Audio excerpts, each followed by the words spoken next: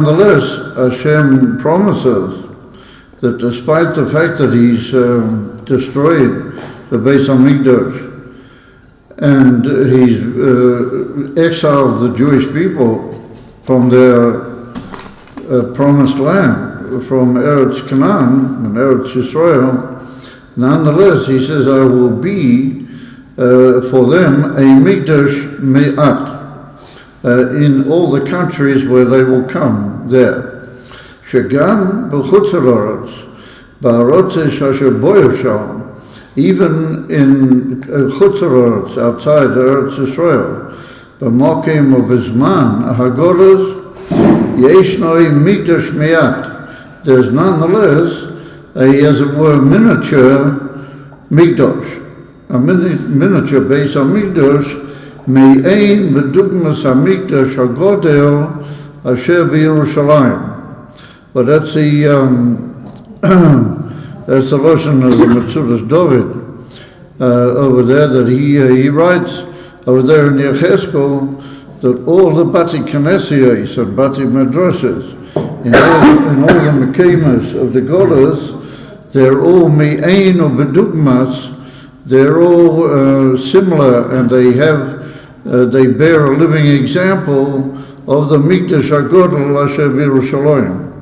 And therefore you know that the way the Beis Knesset is arranged, and the placing of different things inside the shul is all based on at least a certain similarity to how things were in the Beis HaMikdash, Kiyadua. There are even Sforim, these are big Sforim that they deal at great length, but how the whole arrangement and building of a shul has similarities and has to have a certain similarity to the Beis HaMikdash.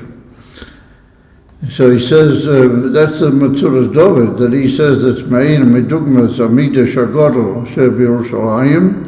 And Rashi writes over there, a very interesting thing. Rashi quotes from the Targum Yedus and Ben Uziel, and he says, Tanyan Sheini LeBeis HaMikdash. Every shul is like a second Beis HaMikdash.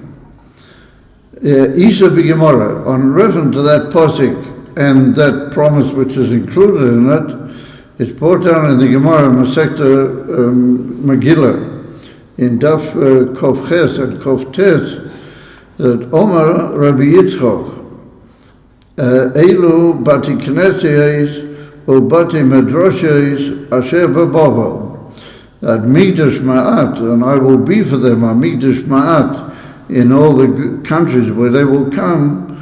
So Rabbi Yitzchok, who is an Amora, he holds that that's the Bati Knesses or Bati Medrashes Asher B'Bavel. Rabbi Elazar, he says, Oma ze Beis Rabbeinu Shebabavel. And Beis Rabbeinu Shebabavel, Rashi learns over there, the pshat that is the Beis Rav.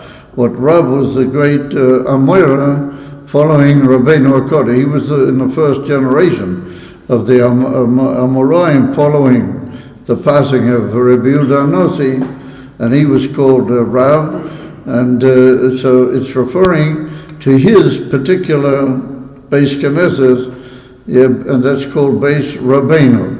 And we'll soon refer in some detail why do we call it Beis Rabbeinu. However, it appears to be two opinions. Ke'ilu, there's a difference of opinion, that what do we mean there? Hashem will provide us and be with us like he was in the Beis HaMikdash, through the Bati Knesses. Does that mean all the Bati Knesses, or does it mean Kiloi, a specific Beis Knesses and Beis HaMikdash called Beis Rabbeinu Asher B'Bavel? So the Rebbe says a very interesting suggestion, and the Rebbe says we can say that it's really not a difference of opinion, and this often occurs in Pirushim and in the Pesukim. When the Amoraim and the Chakmei Gemara say Pirushim in the Pesukim, it can, in many cases, be learnt that they don't really disagree, but one says one thing and the other says another thing by way of addition or by way of observation in a very special way on that particular Indian without there being any real difference of opinion between them. So the Rebbe suggests that that's what we can learn here also. We could learn that they don't really differ, they don't really have a difference of opinion. שגם לדעת רבי אלעזר נקראים כל בתי הכנסת או בתי מדרשה שבבבל מקדש מעט. That all the bati knesset, even Rabbi Elazar would hold that way also. וגם לדעת רבי יצחק, even though Rabbi Yitzchak is referring to all the shuls, Ika v'shleimus ha'inyan, d'mikdash ma'at hu b'beis Rabbeinu. So the Rebbe said we can say that Avada, Rabbi Elazar would also accept that all the shuls have a trace of the Mikdash. And Rabbi Yitzchak would agree that there's something special about Beis Rabbeinu B'Bava. If we learn that way, then they don't disagree. They agree that all the shuls have a trace of what we might call the Shekhinah. However, Beis Rabbeinu Asher B'Bava has something very special about it. In the general finding of the Shekhinah in all the Bati Knesset, in Beis Rabbeinu Asher B'Bava, it's miuchad. There's something special, another level or height of revelation of the Shekhinah in Beis Rabbeinu. If we learn that way, then there's no difference between them on any issue.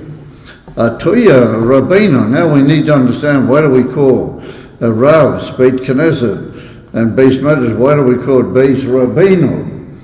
Atoya Rabbeinu, hu al shem shemalamed Torah latalmidim. Somebody's called by Yidden Rabbeinu, our teacher, if he has numerous Talmidim and he teaches them. Then he's called Rabbeinu. So he said, Hu al Shem Shemalamed Torah LaTalmidim. Ubeis Rabbeinu, Abayis Sheboi Malamed Rabbeinu Torah LaTalmidov.